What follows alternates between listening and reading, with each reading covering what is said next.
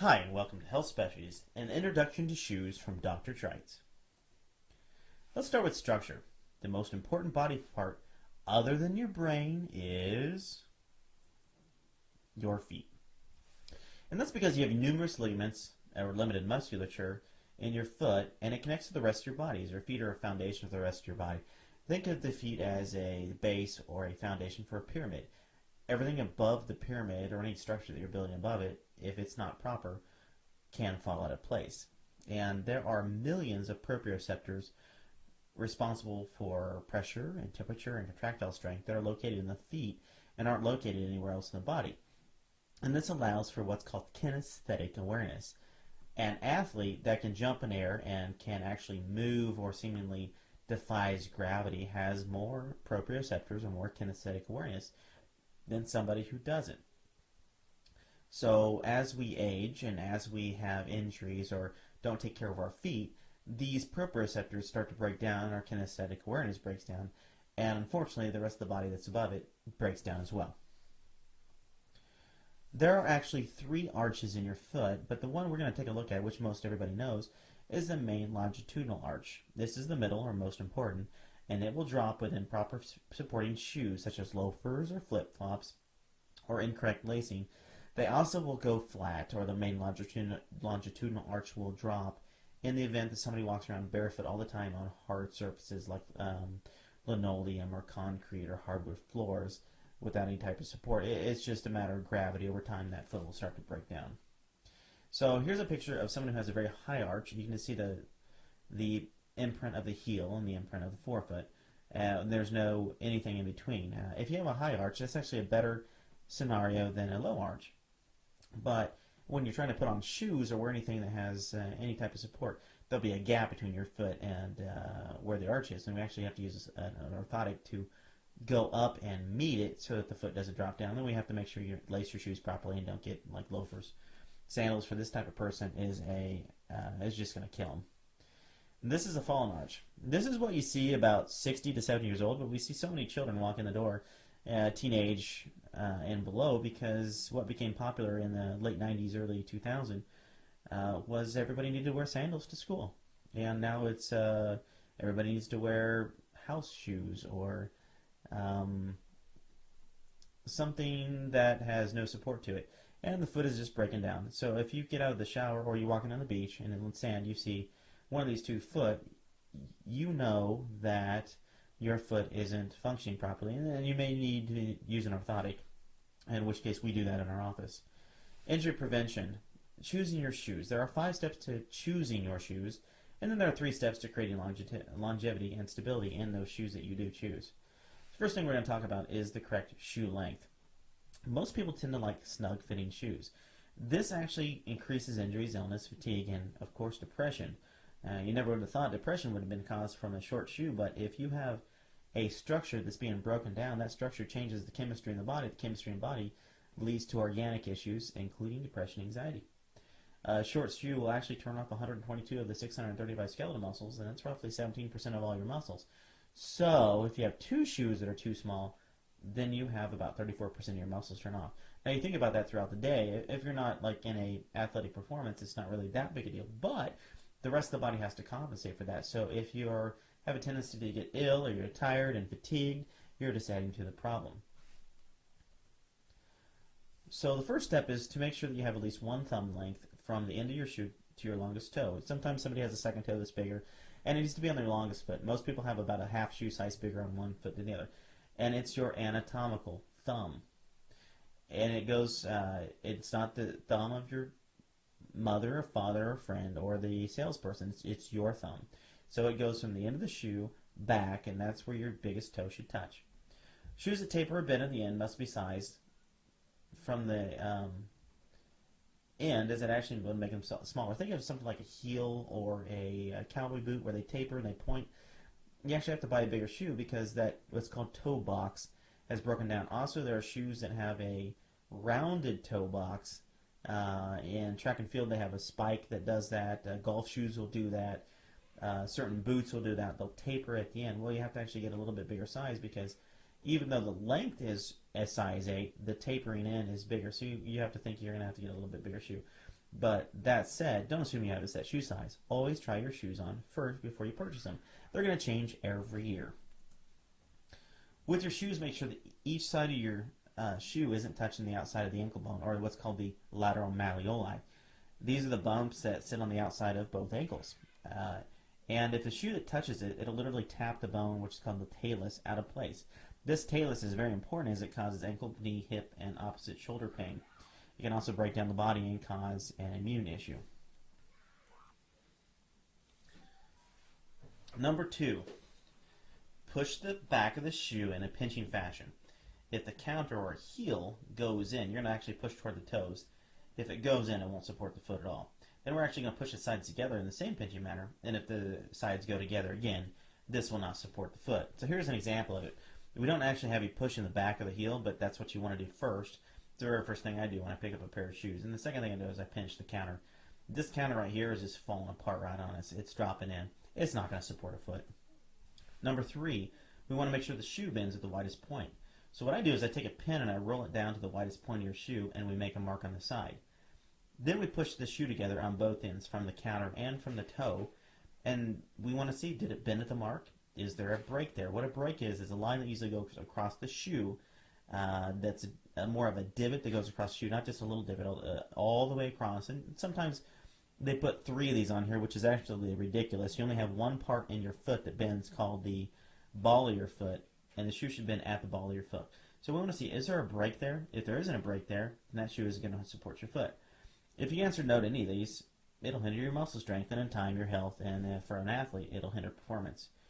So on your slide here, you're going to see that I have a pin, and we have rolled it down to the widest part of the shoe. And on the inside of the shoe, you'll see that there's a white strap. There's actually 2 white straps that go all the way across the shoe. There's 2 breaks on this shoe. And one of those breaks just happens to be just a shade below where my pin would touch. We don't get real picky on that. That's really close. But now we need to make sure that the shoe actually bends where it breaks. So with an individual that had no idea what they were doing, push from both ends, you can see that the shoe breaks, and where the bend is all the way through there, you can see that there's 2 breaks that look like little divots in the white, what's called EVA midsole that's on there. And on the sole of the shoe, there's a break above that the shoe doesn't even bend, so it was pointless to put the bend there, the break there. But the other break down below where the shoe is actually bending, if you look from where the toe is bending at the top and all the way down to the shoe, it's almost breaking in a nice fashion at almost a 90-degree angle all the way through that break. So even though the widest point of the shoe was just a shade above it, this shoe is breaking what we consider acceptable. Perfect would be maybe a millimeter or so back, but we're not going to get that picky because it is kind of hard to find shoes. But you'll find a lot of shoes that have been right in the front or been right in the middle of the shoe that are absolutely worthless. Number 4, uniformity design. We need to look at the back of the shoe. Does the seam come up the back straight? Does it match your Achilles tendon? You should know what your Achilles tendon is by now. If you pull up your shoe when you're standing in it, you should see how that the back of the shoe, if it doesn't have a seam, just take the counter. Your Achilles tendon should be right in the middle of that counter. If not, it's not going to support you. You have incorrect fitting shoes. When shoes are made, the left shoe and the right shoe is not made on the same day. They're not even created necessarily equally. You could have more carbon on one shoe. We've had many collegiate teams walk in our door with the same problems for multiple athletes. And it came down to they were running for a certain brand, and that brand broke down, and they all seemed to have the same problem because the carbon fiber wasn't the same on one shoe as it was in the other. And guess what? They had a millimeter to 2 millimeter, which is absolutely nothing, difference between left shoe and right shoe. And over the course of time, that causes about a 27 millimeter, almost a 2 centimeter change in their pelvis, which up in their head is about a 5 centimeter change, or almost 2 inches. Well, 2 inches, if I cock my head to the side 2 inches, you're going to notice it. Well, their bodies made the adaptation, but unfortunately they were having pain. So we want to make sure that the heels are even, and we measure them heel to heel to make sure that you're not wearing false orthotics or heel lifts. So in the case of this shoe, I look at the very first, I look at the bottom. I want to make sure that carbon's backed up. So black to black, then white to white, then blue to blue, then white to white on the first line, and white to white on the second line, then blue to blue, and then the counter seam all the way up the top. I want to make sure that everything matches up. I want to get them on an even surface no matter where I go to buy shoes. Number 5, air technology. This isn't just limited to Nike anymore. Almost all lines have a gel, air, or spring technology involved. Air technology is pretty fashionable, but it's not very supportive.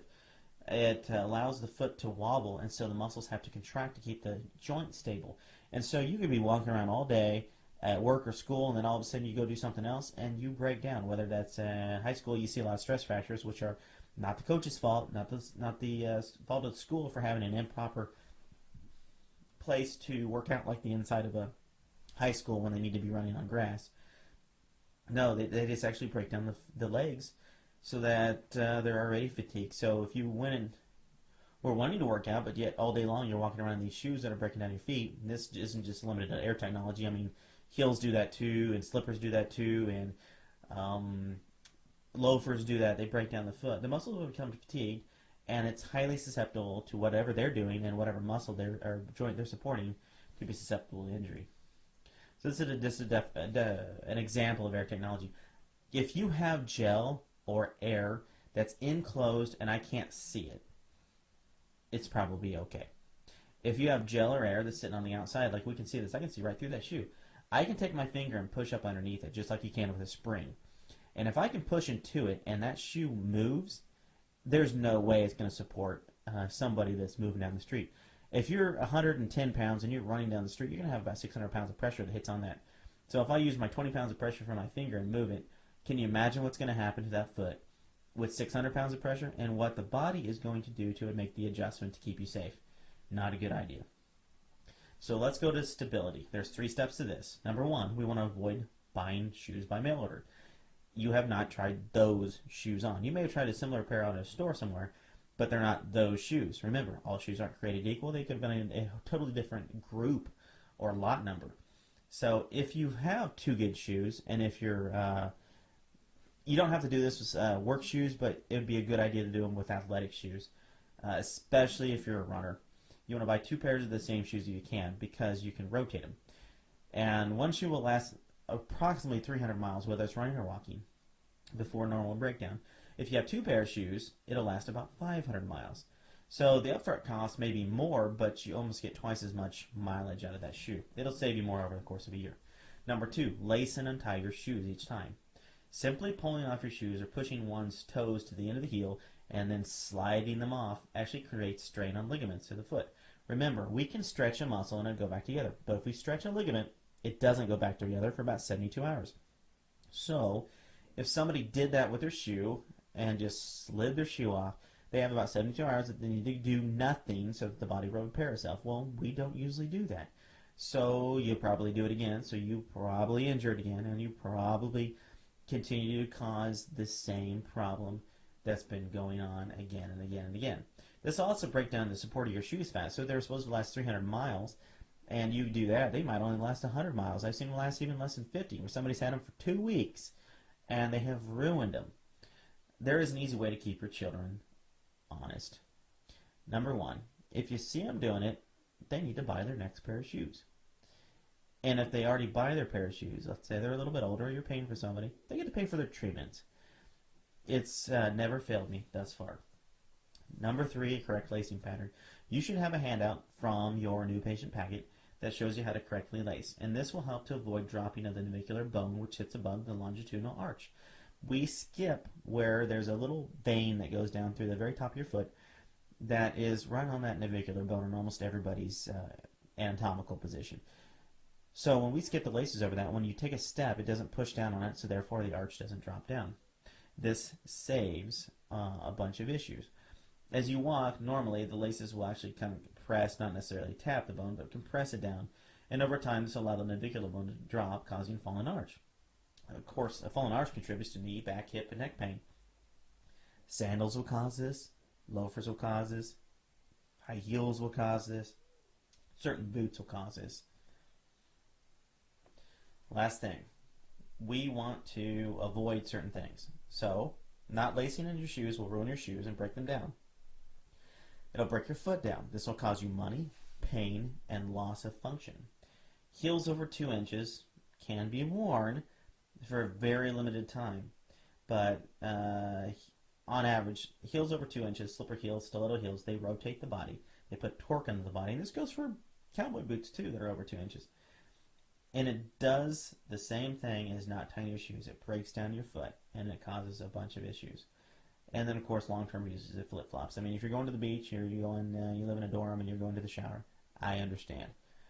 But long-term use of flip-flop is a great way to be we want everybody to be a lifetime patient, but I don't want everybody to be every single time I walk in the door, I gotta fix the same thing on you. I mean, if you get sick or, you get a headache, something changes. It happens. Seasons change. Food changes. Life changes. But if we're fixing the same thing again and again and again, and it's because of your flip-flops, you need to really reconsider what you're doing to yourself. And maybe we're just keeping you afloat, but what if I'm not there? Then you're going to break down. So we really want to keep the flip-flops out of it. And I'm not against it. My kids have them, but they're for the beach. That's it. And then if you have to have an orthotic, make sure it's checked. So many individuals come into our office with orthotics, and they were checked either or given. They went to the store and they bought an orthotic. Not quite the same. That's a foot or a shoe insert, whether it says orthotic on it or not. And so many people have paid anywhere between $300 to $1,000 in orthotics, and they sat down and had the orthotics made, or they stood up and had the orthotics made through an imprint that they put. They weren't tested dynamically, like as in walking or running. Orthotics don't cost that much. A shoe insert costs anywhere between $30 to $60. An orthotic, most doctors will charge anywhere between $300 and $1,000. We charge $100. And if they don't work for you, we buy them back. So far in the last 6 years, we bought back one pair. So if you're going to have an orthotic, or I'd recommend an orthotic, I highly recommend that you actually just stay within the system. It's a cheaper, easier way to go, and we actually back them up. I hope this has been a great experience for you with shoes, and that you'll learn a lot. And if you have any questions, just go ahead. Feel free to contact us at healthsp.com, or you can email me at drtrites at yahoo.com. If you need to give us a call, call us at 866-398-8217. It's toll free. Press C. We'll leave a message, and we'll get back to you. Thank you much. Look forward to helping you.